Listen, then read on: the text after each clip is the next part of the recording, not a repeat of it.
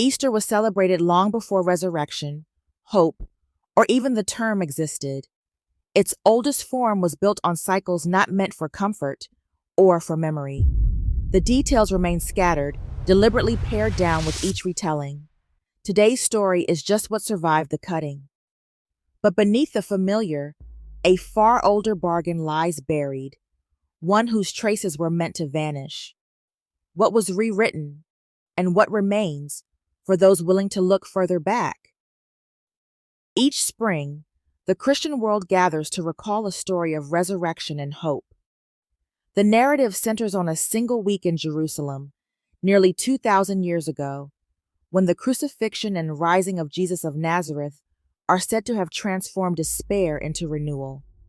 In the earliest Christian communities, this commemoration coincided not with a new invention, but with the ancient Jewish festival of Passover.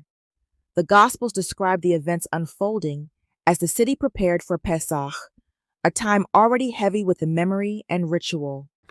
Early followers spoke of Christ as the Paschal Lamb, his death and return mapped onto a calendar shaped by older observances.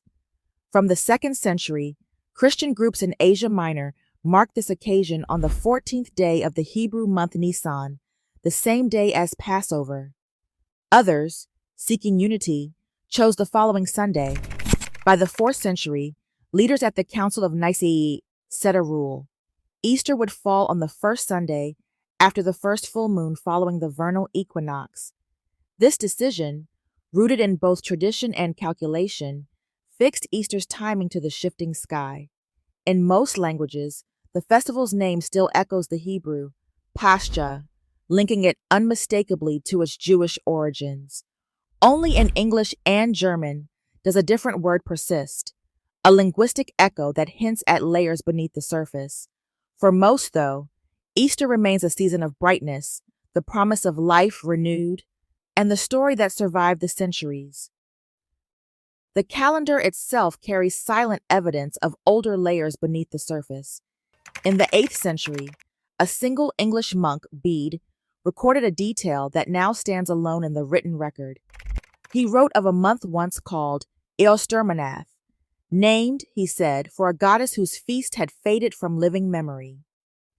Bede's words, copied in the margins of a treatise on timekeeping, offer no stories of worship or ritual, only the echo of a name, and the note that Christian observance had borrowed the title of the month for its own spring festival. No other chronicler mentions Eostre. No inscription, no altar, no tale survives to fill the silence. The month name, already archaic in Bede's day, lingers like a fossil in the language, its meaning uncertain, its significance debated. In most of Europe, the festival kept the older name, Pascha, rooted in the Hebrew calendar. Only in English and German does this fragment of a vanished tradition persist, hinting at something beneath the official story. The date of Easter, too, remains tied not to a fixed day, but to the shifting full moon and the turning of the year, as if the new meaning was laid over an older pattern that could not be fully erased. What endures is not the memory of a goddess, but the shape of the calendar itself, layered, inherited, and never quite explained. Late winter in Northern Europe required a kind of calculation that left little room for comfort. Food stores ran low, animals grew thin, and the promise of new growth remained weeks away.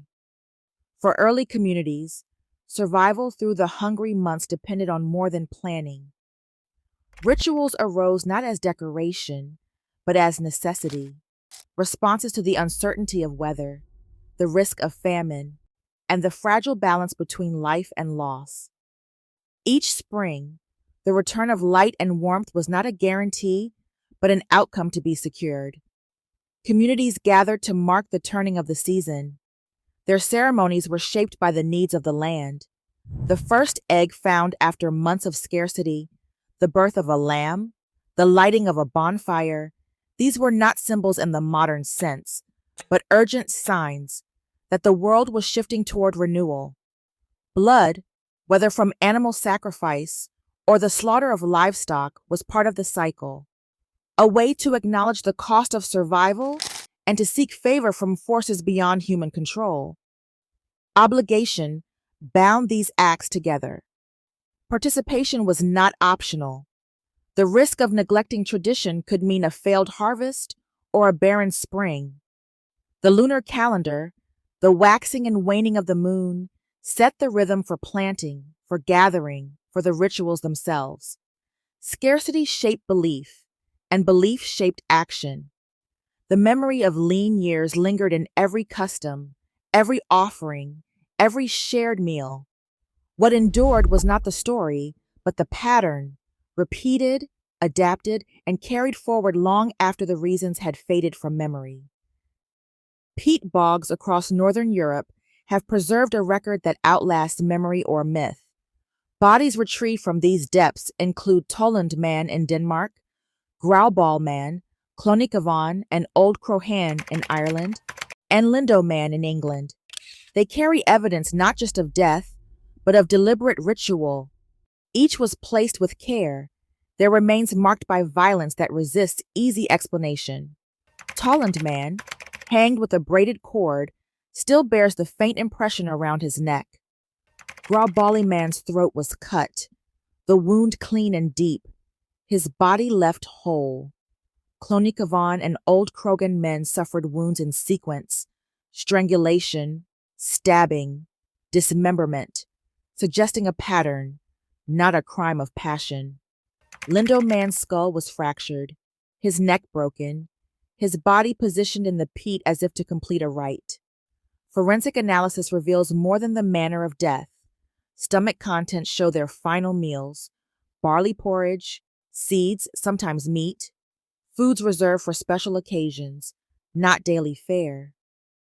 Chemical traces in hair and nails indicate high-status diets, regular meat, imported oils, a level of care that set them apart from the ordinary.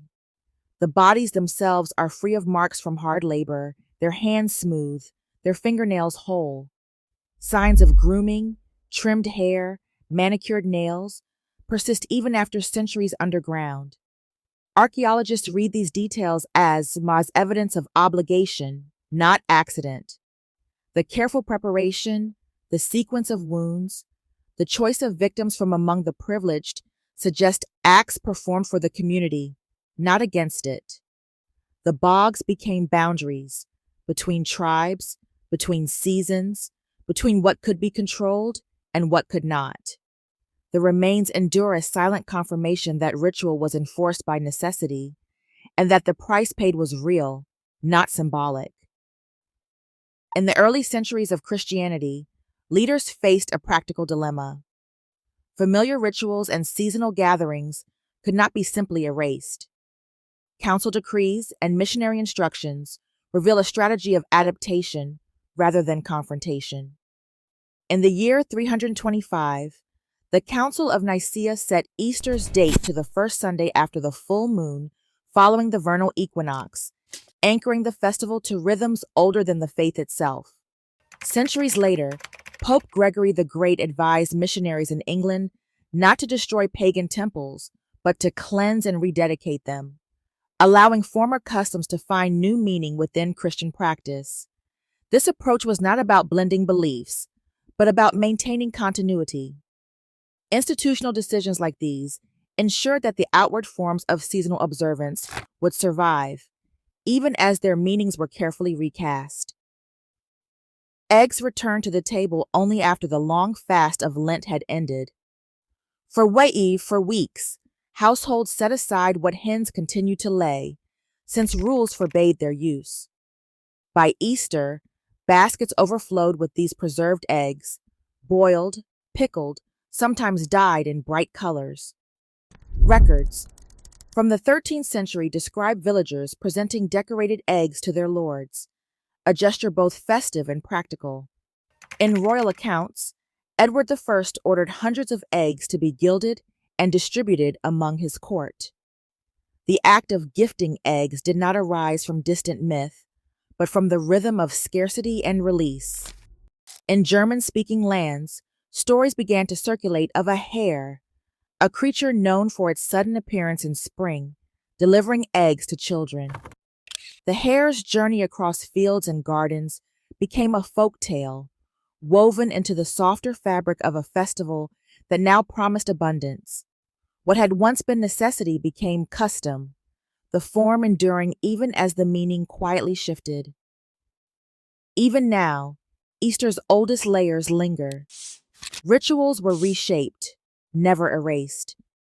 What we celebrate carries echoes of survival and sacrifice, softened through centuries of retelling.